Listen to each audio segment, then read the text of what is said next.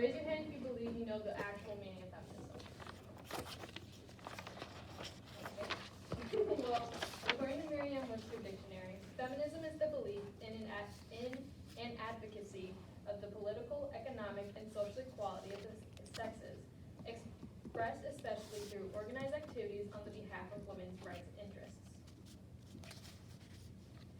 An example of an instance where a situation was labeled unfeminist, quote unquote, was when Huma Abedin was married to Anthony Weiner, though neither was doing anything to put women back, like, socially. At least that's what Irene Carmen said, a journalist at MSNBC. You may be wondering what Abedin did. She became a housewife, but not because she was forced to, because she wanted to. That's what it means to be feminist, or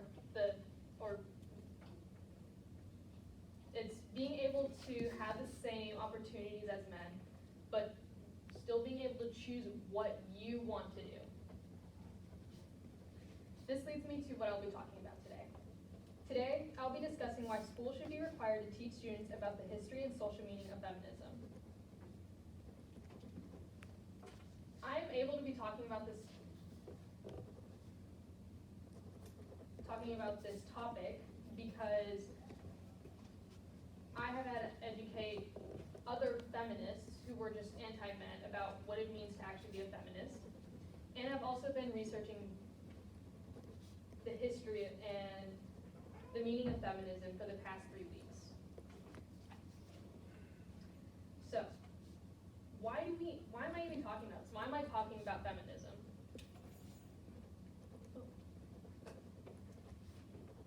It's because many are uneducated about what feminism really means.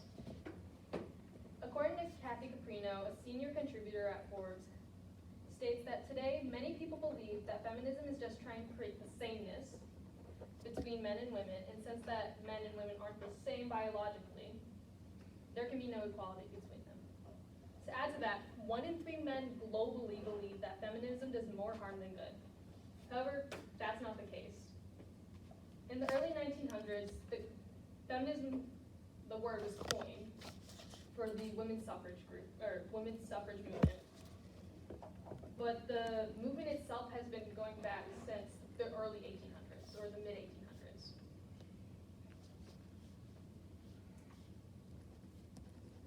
So, if we are able to, if followed through, people will be knowledgeable and informed that feminism isn't bad and does good for society. According to Catherine Hall's journal called White, Male, and Middle Class, Explorations in Feminism in History, in the early 1800s, women were pushed out of the political and work environments, while men were encouraged to go in those fields. Even during this time, women did not want to be hidden away and working in the house. They wanted to be doing what men wanted to do. They wanted to be making policies or running a business. But because of the constraints at the time, and even still in certain areas now, they aren't able to, because people just don't believe that feminism is right, or that misogyny is okay. Another example of this is the Seneca Falls Convention. Raise your hand if you know what that is. If you don't know, the Seneca Falls Convention was the very first women's rights convention in the United States that happened in July of 1848 in Seneca, New York. This was the main start of the women's suffrage movement and giving equality to women in the United States. But still, even before this, in Europe and Africa and Asia, many women still wanted to voice what they can and having the same ability to do as men did, and still do.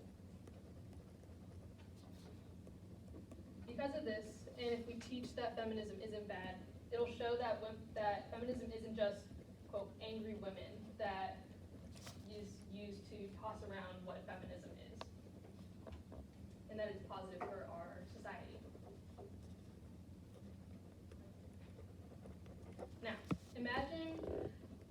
society where everyone understands what feminism means and respects feminism. According to the African Press Organization database, the United Youth Organization states that if society engages men and boys in discussions with other organizations, such as the UN Women, it can end gender-based violence, or GBV. I'm going to assume most of us know what GBV means and the categories that are in GBV. If we involve everyone in these conversations, it can end GBV and hopefully end GBV, but mostly decrease the statistics of it happening. Another reason why feminism needs to be taught is so that influential minds aren't persuaded to follow the beliefs of misogynistic and anti-women ideas in people. A person that can be used as a well-known example is Andrew Tate. Okay, I see a lot of your faces, especially on this side of the room. How many of us know who Andrew Tate is? 90% of you, or closer to 95. Good. Well, I envy the people who don't know who he is. And hopefully you stay like that, but I'm about to ruin that for you. Andrew Tate was a person and created a global impact on the way that young men treated and viewed women. He had spread ideas of misogyny and anti-women and the hate against women that feminism obviously does not support. However, he's thankfully away now, and hopefully those families are teaching their children to do better.